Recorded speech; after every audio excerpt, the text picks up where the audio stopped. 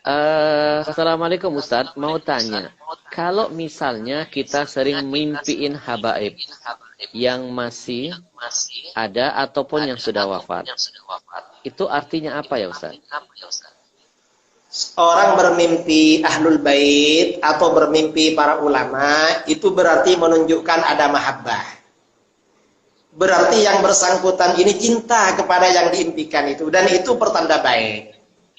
Karena cinta kepada ahlul bait ya, cinta kepada ahlul bait itu memang hukumnya wajib, diperintahkan oleh baginda Rasulullah SAW. Imam kita, Imam Syafi'i berkata, ya ahla baiti Rasulillah hubbukumu fardun minallah fil Qur'ani anzalahu. Mencintai ahlul bait itu adalah kewajiban yang diturunkan Allah di dalam Al-Qur'an. Berarti mahabbahnya ini benar-benar mantap karena sampai terbawa ke dalam mimpi. Dan ini insya Allah termasuk pertanda baik. Mudah-mudahan kita ini termasuk orang yang cinta kepada ahlul bait. Cinta kepada ahlul bait itu termasuk salah satu ciri-ciri ahlus sunnah wal jamaah. Ahlus sunnah itu ciri-cirinya cinta kepada ahlul bait. Itu diantara ciri-cirinya. Nah, ahlul bait ini, ahlul bait itu artinya, maaf ya Habib ya, ahlul bait itu artinya keluarga Rasulullah SAW. Yang dimaksud keluarga Rasulullah itu siapa? Keluarga Rasulullah itu ya istri-istri beliau, itu ahlul bait. Kemudian kerabat beliau dari Bani Hashim dan Bani Muttalib, dan anak cucu beliau. Itu ahlul bait semua. Kita cinta kepada semuanya. Itu merupakan ajaran Ahlus Sunnah wal Jamaah. Kalau sampai terbawa dalam mimpi, itu berarti cintanya benar-benar mantap. Luar biasa insya Allah. Baik Ustadz, ada yang menarik nih. Ada yang bertanya tentang statement salah seorang Ustadz. Yang menyebutkan katanya, kaidah umum, nasab keturunan itu dari pihak laki-laki atau ayah, bukan dari wanita atau ibu.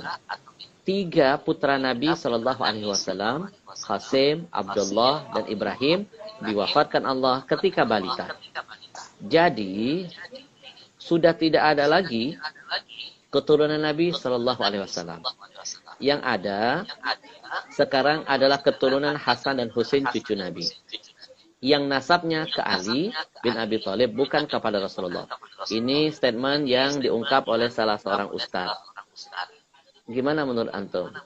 Ustadz _UK_ Sumeru. Jadi berarti ya itu diragukan keustatannya. Berarti belum ustadz. Kalau statement begitu berarti belum makomnya ustadz. Mengapa? Memang ya untuk urusan nasab itu melalui laki-laki. Tetapi untuk nasab kepada Rasulullah yang mengatur Rasulullah, dan Rasulullah bilang bahwa keturunan beliau melalui Ali. Ya sudah selesai. Itu Rasulullah yang mengatur. Kita mau apa? Karenanya ini sebenarnya nggak perlu ditanyakan seperti ini. Nggak perlu. Kalau ada orang ngaku ustaz, terus dia pemintar seperti itu, berarti belum makomnya ustaz. Jadi mungkin masih perlu belajar. Atau mungkin ustaz instan. Ustaz instan ya. Ustaz instan belum belum banyak belajar kitab-kitab tafsir, kitab-kitab hadis.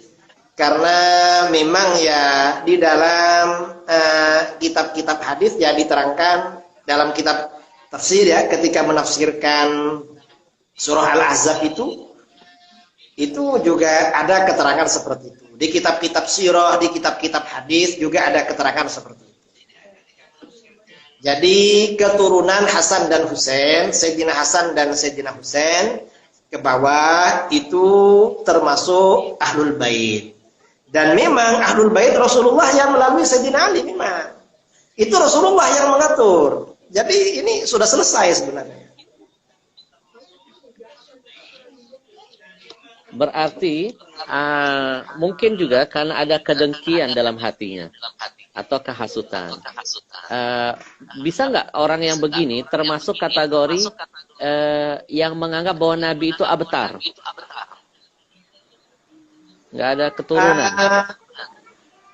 Kalau yang dimaksud abtar itu kita nggak tahu ya. Mungkin dia ini. Jadi begini, dalam sejarah peradaban Islam itu ada kelompok yang namanya Nasibi. Kelompok Nasibi ini kelompok yang benci Ahlul Bait. Jadi kelompok yang benci Ahlul Bait itu disebut dengan Nasibi. Mungkin orang ini terpengaruh golongan Nasibi. Ada kelompok yang berpaham Nasibi, buat tulisan atau statement lalu dia terpengaruh dan belum belajar. Dan saya kira dia kalau seperti ini dia gak tahu. Saya rasa dia belum tahu penafsiran inna syari'aka huwal abtar. Saya kira belum tahu. Karena yang gini-gini gak tahu apalagi tafsir. Karena ini kan surat Al-Kautsar bagian belakang ini. Ahlul Bait ini surat Al-Ahzab lebih depan. Mungkin ini surat Fatihah belum belajar pula tafsirnya. Jadi ini kan sudah ke belakang. Saya kira ya kita tidak bilang dia ini termasuk yang memvonis Rasulullah abtar. Saya kira belum ngaji lah, belum belajar. Karena ini penafsiran abtar itu di surat bagian belakang.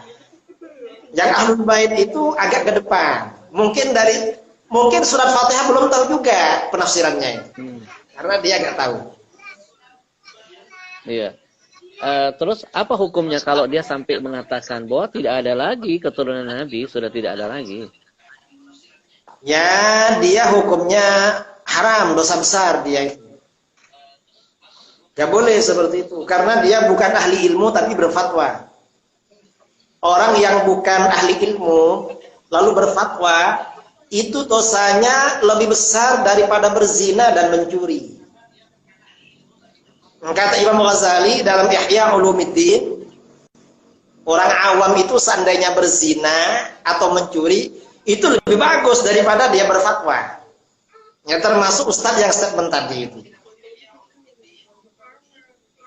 Jadi dia belum belajar. Kalau seandainya Nabi, laukana Rasul bainana, menghadapin orang-orang yang berpikiran picik begini, mungkin sudah turun surah khusus buat dia.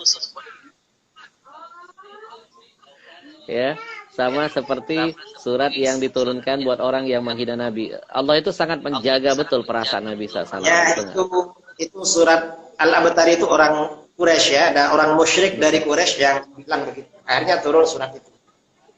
Ada lagi statementnya yang kurang enak, dengan segala ketidaktahuannya, dia berani menyampaikan begini. Habib atau Habib, dalam kurung itu bahasa Arab. Artinya orang yang dicintai Allah Subhanahu wa Ta'ala dan banyak manusia. Habib itu tunggal, Habaib itu jamak katanya. Bukan berarti keturunan Nabi SAW. Statementnya jelas sekali itu. Ya, ini gak ngerti Habib. Jadi memang apa namanya?